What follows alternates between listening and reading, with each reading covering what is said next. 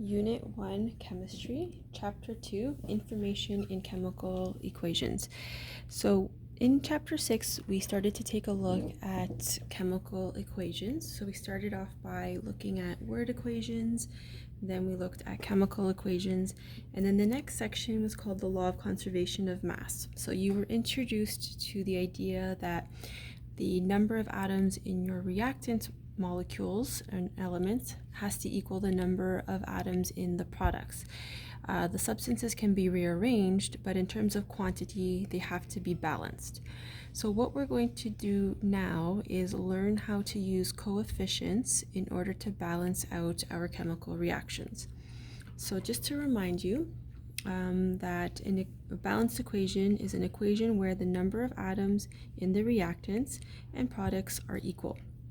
So in order to achieve this, we use coefficients, which are numbers written before the chemical formulas in balanced equations. So for example, if we take a look at this 2 in front of the H2O, the 2 is the coefficient. And what that 2 tells us is that we've got 2 molecules of water. So what we're going to do now is we're going to take a look at some word equations. We're going to convert them into chemical equations, and then I'm going to show you how to balance it. So the best thing to do is use a pencil when you're balancing equations, because there's times where you're going to write a number in and then you'll have to change it.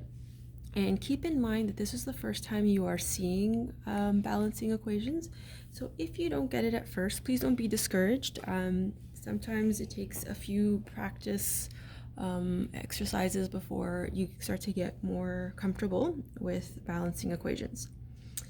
All right, so we've got this word equation. Magnesium plus oxygen produces magnesium oxide. So the first thing you're going to want to do is get the skeleton equation. And the skeleton equation involves just taking each word and putting it into its chemical formula.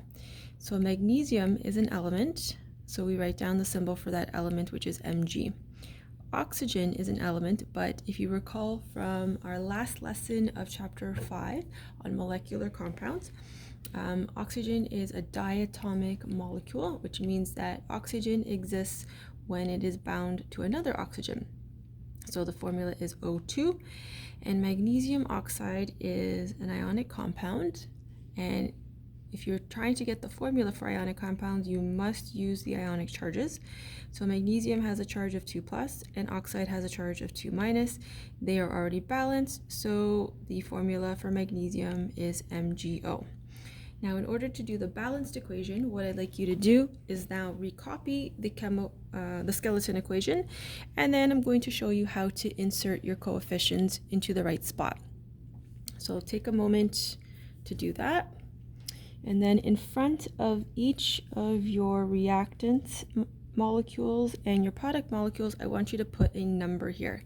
And we're just going to put this, we're just going to put a line here. And this line represents where the coefficients are going to go. I want you to do this so that you remember that you're putting the coefficients only at the front and that you're not adding any unnecessary subscripts. So the best way to do this is to start to count your atoms. So what I think you should do is you start at the beginning of the reaction. So you start on the left side, and you're just going to go back and forth, and you're going to be counting. So you put your finger or you put your pencil on magnesium, and you count how many magnesium atoms you see. So there's no subscripts here, so we know that there's 1 magnesium on our reactant side. Then we want to count the magnesiums on the product side. Also does not have subscripts, so that means we only have 1 magnesium. So 1 magnesium on our reactant side, 1 magnesium on our product side. Since it's already balanced, there's no coefficients that we can add, so we're going to move to our next element. Our next element is oxygen. So oxygen has a subscript of 2, which means there's 2 oxygen atoms on my reactant side. On my product side, I only have 1 oxygen. So right now I have an imbalance. I have 2 oxygens here, and I only have 1 oxygen here. So that tells me that I need to have a coefficient added to this space right here. And I want to put a coefficient that's going to balance out my oxygens. So if I want to get 2 oxygens on my product side, I need to put a 2 here. So this 2 is the coefficient in front of the magnesium oxide.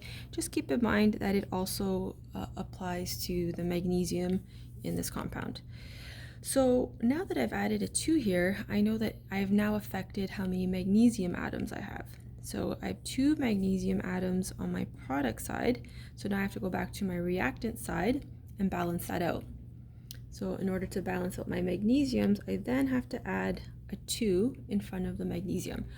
Once I've placed my last coefficient, what I recommend you do is go back and check to make sure everything is balanced. So I like to do like a little chart just to keep me organized. So I have 2 magnesiums on my reactant side. I have 2 magnesiums on my product side. So magnesium has been balanced. I have 2 oxygens on my reactant side. I have 2 oxygens on my product side. So oxygen is balanced. So once everything is balanced, you are done. All right, let's try another example. Okay, so we've got methane plus oxygen makes carbon dioxide and water. So I've gone ahead and started to fill in my chemical formulas. So methane's formula is CH4. It's one of the molecular compounds that you had to memorize in chapter 5. Oxygen, also from chapter 5, is diatomic. It's O2 is the formula. Carbon dioxide is a molecular compound. We can tell because it has a prefix. CO2 is the formula, and water we know is H2O. So that is called your skeleton equation because it does not contain any coefficients. So now at this point, I'd like you to recopy the skeleton equation so that we can start putting in our coefficients. So to begin, I'm going to put a line at the beginning of each of my compounds and elements. And this is just to remind me that this is where the number is going to go, but like in the previous example, it not necessarily means that you have to place a number there. So just as we did in the previous example, we're going to start at the beginning.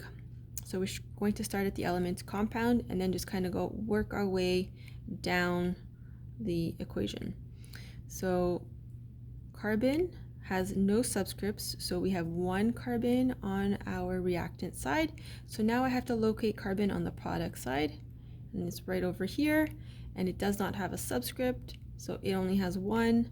So 1 carbon, already balanced, so there's nothing to do. Move to the next element. Your next element is hydrogen. Hydrogen has a subscript of 4.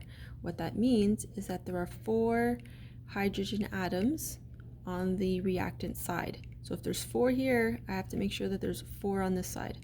When I go to the product side, I notice that there's only 2. So that indicates that I have to put a coefficient here. But I have to place a coefficient there that's going to get me 4 hydrogens. So I'm going to place a 2 here. This 2, if you'll recall, goes to the entire compound. So the 2 as a coefficient and the 2 on the subscript for the water, when multiplied together, gives me 4. So my hydrogens are now balanced. My third element is oxygen. So oxygen, I have 2 oxygen atoms on my reactant side. So now let's see how many oxygen atoms I have on my product side. I have 2 over here on the carbon dioxide, and I have 2 on this portion because there's 2 waters. So in total, I have 4 oxygens on my product side. So that means I have to have 4 oxygens on my reactant side. So that tells me that I have to put a number here. So I have to place a 2 here in order to balance out the oxygens. Once you've placed your last coefficient, you want to go back to the beginning and just count them up to make sure that everything is balanced. So again, I start with carbon. So carbon, there's 1. Carbon, there's 1. So carbon is balanced. So I'm just going to put a little check mark just to indicate that I've checked it over. Hydrogen on my products, on my reactant side, there's 4 hydrogens. There's 4 hydrogens over there. So hydrogen is balanced. And then my last element is oxygen. So I have a 2 coefficient and I have a 2 subscript. So when you have a subscript and a coefficient, you multiply them together to get the total number of atoms. So there's 4 oxygens over here, and I have 1, 2, 3, 4 oxygens over on the product side. So my oxygen is balanced. So once you've balanced it out, you are done. All right, last example. So we've got zinc plus silver nitrate produces silver plus zinc nitrate. So for this one, I've kind of started getting my ionic charges so that I can get my formulas quicker. So zinc is an element, so its formula is just Zn. Silver nitrate, so we've got a polyatomic compound. So silver has a charge of 1 plus, nitrate has a charge of 1 minus. So its formula is just AgNO3. Produces, so I've got my arrow here. My next portion, or my first product, is silver. Silver is an element, so I just have to write in Ag. And then zinc nitrate, so zinc has a charge of 2 plus, nitrate has a charge of 1 minus. So Zn bracket NO3 bracket 2 is the formula for zinc nitrate. So once I have my skeleton equation, I'm going to rewrite my equation for when I have to balance it.